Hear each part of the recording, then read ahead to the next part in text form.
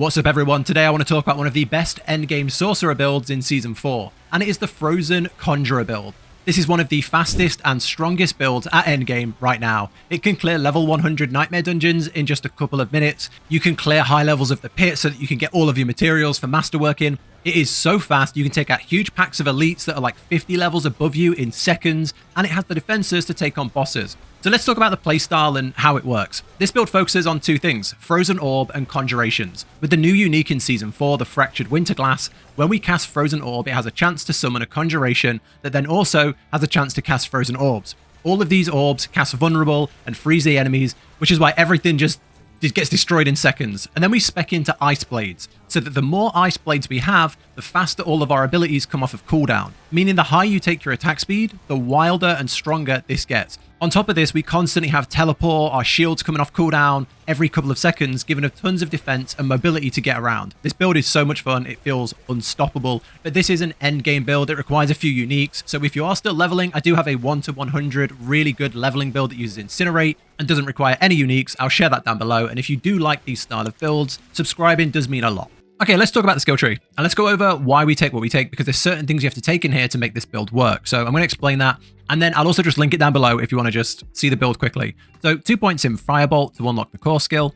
In the core skill, we take Frozen Orb. That is our main damage dealer, so you want a 5 out of 5 that, enhance it, and then take Greater Frozen Orb. Explosion has a 40% chance to make all enemies vulnerable for 3 seconds. Frozen enemies are always made vulnerable. Huge damage with a lot of things here that work off of vulnerable, so really good.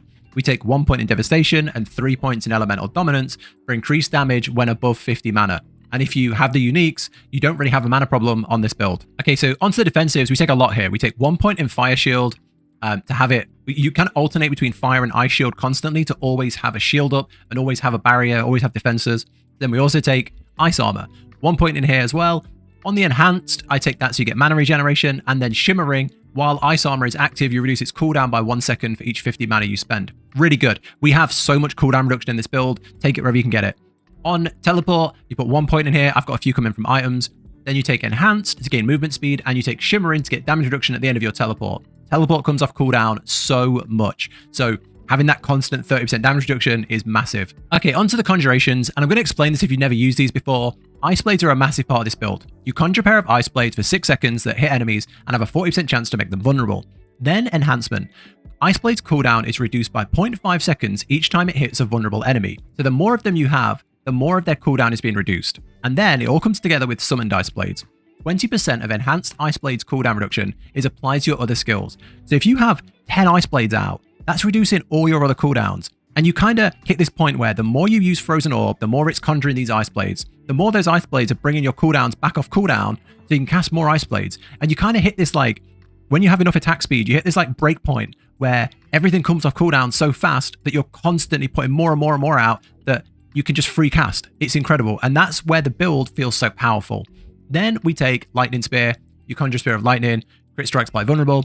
You take Enhanced so that you can take Invoked. Lightning Spear stuns enemies when critically striking. The reason that's good is because it's a stun, and we have things that work with stun and that do more damage to crowd-controlled enemies. So it's a win-win. Then we just want a bunch of passives. You want to take this here, 3 points in here in Precision Magic. Your lucky hit chance increased by 15%. The way the unique neck works, Fractured Winterglass, is lucky hit, they have a chance to cast more Frozen Orbs. So you want as much lucky hit as you can get in the build. Then you want to take this. You gain damage, movement speed, and mana regeneration for each conjuration. And these are your defensives. I don't have enough points to fit it, but you want to take 1, 3, 3 if you can, but 1, 2, 3 works fine. It's just more barrier, more defensives. Moving down into here, you want to take this. Your Pyromancy Scales deal that, but 1 point in there to unlock this. You deal 21% increased crit strike against burning enemies. If they're crowd controlled, the bonus is increased to 30%. Now with our enhancement, everything will be burning. I'll explain that later. But also, everything will be crowd controlled because we've already shown multiple ways we can stun them and make them frozen. So constant 30% damage increase is massive. Then down at the bottom, you want to take more passives here. 3 points in that, 3 points in that, 3 points in that, 1 point in that. If there was more points, we'd put 3 points in that, but we don't. Just put 1 point in to unlock it. And this is all just more damage. More damage to frozen enemies, vulnerable enemies, chilled enemies, elites.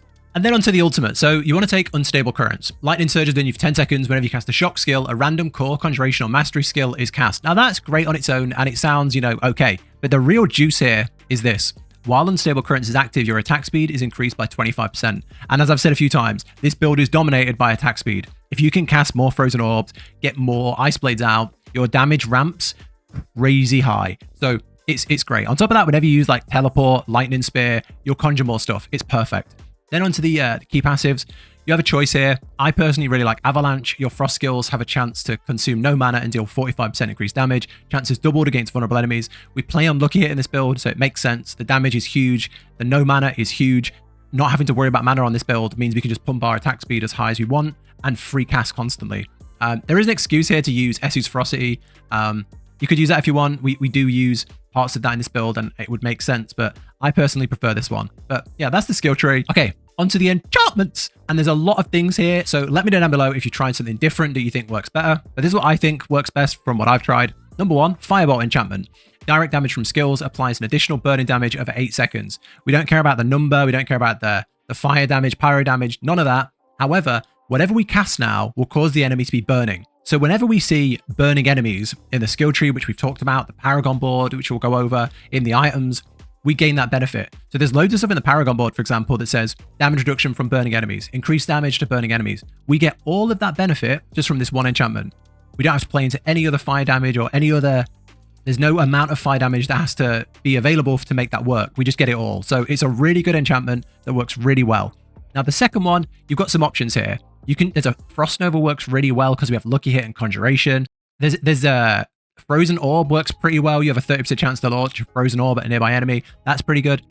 But what I like the best is Ice Blades. Now, Ice Blades enchantment effect. For every 40 seconds in cooldowns you spend, you spawn an Ice Blade on a random enemy. Now, the reason that's so good is as we start ramping up our attack speed, ramping up our damage, we're spawning more and more and more Ice Blades. What you're going to see is, you saw it at the start of the video, all of this stuff is just coming off cooldown. That's like a 15-second cooldown, and you'll just see it come off cooldown in like 3 seconds.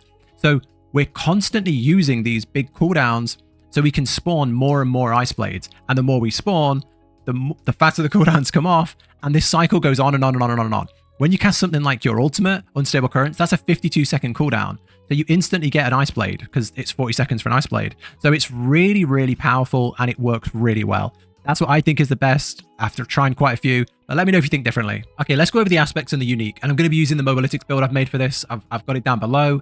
And I've got everything on there. The skill tree, the Paragon Board, how to play it, and all the gear. And it's easier to show the gear here rather than going in game and hovering over each one. So let's get into it. And it's a unique heavy build, which is why it's just an end game build.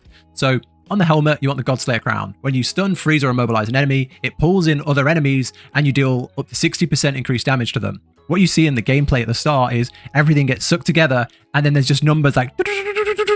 That's from that. That's what that is. It's just a nice, huge damage boost. Not needed. The only thing that's needed here is the Fractured Winterglass. Everything else just makes this build better. So I've also got options here of if you don't have any of the uniques, what aspect to have in their place. So say you've got the Fractured Winterglass, but nothing else, put these aspects on instead, you can still play this build. Okay, on the chest, I would take Concentration. Casting a Conjuration skill gives you damage reduction. We cast a ton of Conjuration skills, so you'll have that damage reduction. Frozen Orbit on the gloves.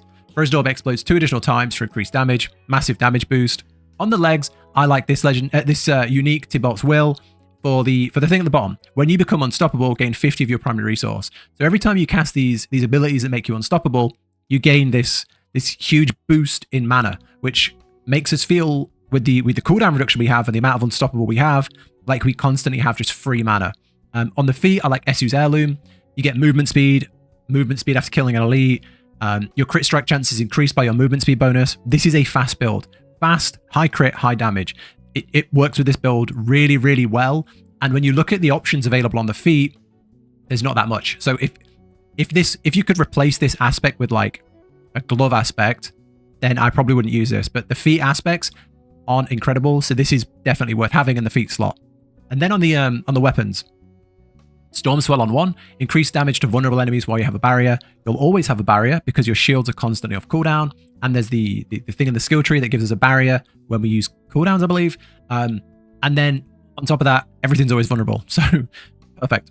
Then on the other weapon, Conceited, I'd use a weapon on offhand for this. Increased damage while you have a barrier. Again, perfect. You'll always have a barrier on. On the right side, this is the main part of the build, the Fractured Winterglass. Casting Frozen Orb has a chance to spawn a random conjuration when it explodes. And if you Lucky Hit, your conjurations have a chance to launch a Frozen Orb. This is the build. The whole build is designed around this unique, so that's a must. On the ring, You have accelerating aspect, crit strikes with core skills increase your attack speed for 5 seconds. Absolutely huge. Attack speed drives all the mechanics of this build. And then on the second ring, Tal Rasher's Iridescent Loop. For each type of elemental damage you deal, gain increased damage for 4 seconds. Dealing damage refreshes these bonuses. This works really well because we do have a good mix of different elements in this build. If you don't have that, or you don't agree with this choice, or you don't want to use it, this is also a really good choice, the control aspect. So yeah, that's the build. That's the aspects. There's a lot of good aspects here that you could replace. I think on like the rings, there's like 5 good things you could potentially have here. So there's a lot of things you can move around. You can try and change things. Yeah, I hope you like it. I hope you have good luck farming the uniques, but that's everything. Okay, now onto the gear stats and the tempering. So we have a lot of uniques here, so there's not that much you have to worry about, but the ones we don't have, there is a lot of impact we can do with the few non-unique items we have. And I would go as far to say as uniques aren't that powerful as they used to be. Now, because of how many affixes and how much control we have with tempering, a normal item can be incredibly strong. And I'm going to talk through the things you want to be looking for on your items. So first up, the things that roll on your items as you pick them up and that you can re-roll at the occultist, here's what you want. On your gloves, on your ring, and on your weapons, you want attack speed. Attack speed is king. Attack speed dominates everything else of this build. Gets stronger with attack speed. So try and pick that up everywhere. You can also get attack speed on your amulet, I believe, but we can't use an amulet because we have the Fractured Winterglass. So that's number 1. And then everything else that you want to be looking for on all your items is ranks to the skills, like teleport, so we can reduce its cooldown, ranks to Frozen Orb, so we can increase its damage, vuln damage, crit strike chance, crit strike damage, lucky hit is really good. Armor's good and life is good because we are a squishy class. But that's the main things. If you can get resource cost reduction, that's good as well. But mainly attack speed or anything that increases our damage is a good start. That's what I'd be first looking for. The main thing I would be rolling for at the occultist is attack speed. So attack speed and ranks to Frozen Orb are probably some things I'd definitely try and roll. If you can get a greater affix with attack speed, you're going to beat the game. it's that powerful. Other than that, let's talk about the tempering. So tempering, if you've never really understood it, it falls into like buckets. So there's like resource, utility, offense, defense, weapon. And depending on what an item can have, so for example, a glove can have offense and utility, you can have certain things from that bucket on your item. So here's the things I'd be looking for. On your weapon, you want to take the weapon bracket and you want to take this. Chance for Frozen Orb projectiles to cast twice. It's huge. That's why we take 2 weapons. We want it on both. You want chance for Frozen Orb projectiles to cast twice on both. And then you want to be picking up on your offense. Offense can go on your gloves, your ring, and your weapons. And there's like a section, and it can be damage to close enemies, damage to vulnerable enemies, damage to frozen enemies, damage to crowd-controlled enemies. Anything in that whole bracket works for this build. So I've kind of put a sprinkle of them all up here. I've put damage to frozen, damage to close, damage to crowd-controlled. Whatever you land on, if you get a good roll, it's good. I think statistically, damage to close enemies can roll the highest number, but any of them work because enemies are always crowd controlled, always frozen, and you're going to be pretty close to them at all times. So that's what I've been looking for on the offense section. And then on defense, barrier regeneration, on utility, resource regeneration works well. But yeah, that's what I'd be looking for. They're the main things that really drive this build. So yeah, I hope this helps. It's all linked here. Unfortunately, we have a lot of unique, so we can't do too much, but yeah. Getting the attack speed, getting the increase of damage, and getting the chance for the Frozen Orbs, you'll see a massive difference in the amount of damage and the amount of stuff you can clear with this build. Okay, I want to quickly talk about the gems. I don't normally talk about gems, but it's important for this build. So I've put on the build planner, you want sapphires in your weapons for increased vuln damage, 40% increased vuln damage for both of these, with those gems at least. On your armor, you want rubies for max life, and then on your jewelry, you want skulls for armor. I just want to say, try and look at your build and work it out as well yourself to make sure that fits your build. So your build might have certain caps that you're hitting that you don't want to follow what I've suggested. So for example here, the armor. I believe the armor cap for season 4 is changing. It's changed like 9,200 or something, 9,000 and something. I'll pin it on the screen. 9,000 and something. So if you are at the armor cap of 9,000, don't put skulls in your armor. If you go into your stats and you get to the resistances here and you see that all your resistances are at like 40%, the cap is 70. So if all your resistances are at like 40%, you are better off putting diamonds in. you're better off putting diamonds in your jewelry for 8% resistance to all elements. If, on the other hand, you're capped on all these, don't put any diamonds in and put all skulls in. So just try and make sure that you're making sure that fits your build. Generally, sapphires, rubies, skulls, they're just make sure. Because for me, I was really low on my resistances, so I chucked one diamond in, and it really helped bring things up. So yeah, just a little tip. Okay, now the last thing to really talk about is the Paragon Board. I've done a full Paragon Board here, so I'm not going to go through it point by point, but I'll talk about the main things and the glyphs and stuff. So as you go through here, the first glyph I would go for is the Elementalist. Paragon nodes within range gain damage to non-physical damage and damage reduction modifiers, which is what this first board is all about. As we move up, I would go for the Icefall board. This is huge for an ice build. There's loads of cold damage, ice damage, frozen damage. I'd take a lot of the points here, invest a lot of points into this first board, 100%. And for the glyph, I would take Flame Feeder. Every 5 decks give you 10% increased damage to burning targets. Because we have the Firebolt enchantment, our enemies are burning at all times, and we can take advantage of this really good glyph. So we can get all of the dex nodes here, and we can get this massive boost to damage. You know, 10% increased damage is massive. And then I would go out to the left, go on the Burning Instinct, and get Reinforced. You gain 125% bonus to all rare nodes, and then 15% damage reduction while you have a barrier. Perfect. And the rare nodes here are 10% damage to burning enemies. Perfect. And damage reduction from enemies that are burning. Perfect. All our enemies are burning all the time because of our enchantment. So that's just like a really good start. Then I would branch up north and east. So as you go up, I would go to the Frigid Fate. And there's some really good nodes here as well. Vuln damage, damage reduction from vulnerable enemies. And I would go and get the legendary node, bonus damage to vulnerable enemies, 10% of the total amount of your bonus damage with cold, up to a maximum of 30%. And we got lots of cold nodes down here, so this is a win-win. Then I'd get the glyph, and I'd put in the control glyph. Every 5 decks increases your damage to crowd controlled targets, and you deal increased damage to slowed or chilled, and 20% to stunned and frozen, which is perfect for this build. The control glyph is incredible. So I'd get everything to power that up. Then to the right, I would go Enchantment Master, Destruction. The reason we take these sort of nodes, these sort of boards like this and this, is because they're just set up so that you can go in, grab the points, and move up really easily. That's why a board like this works well compared to, say, a long board where your glyph is in the middle. So we take Enchantment Master, and we get the Destruction node. Every 5 decks increases crit strike damage, and crit strikes increase the damage the enemy takes from you. Really good. Grab all the nodes around it to power up that dex. Then we go into here, and I would go Searing Heat and the Exploit glyph. For every 5 decks, you'll increase damage to vulnerable targets. Dealing damage to a vulnerable enemy increases damage by 1% for 6 seconds up to 10%, and grab all the stuff to power it up. So that's how I would lay it out.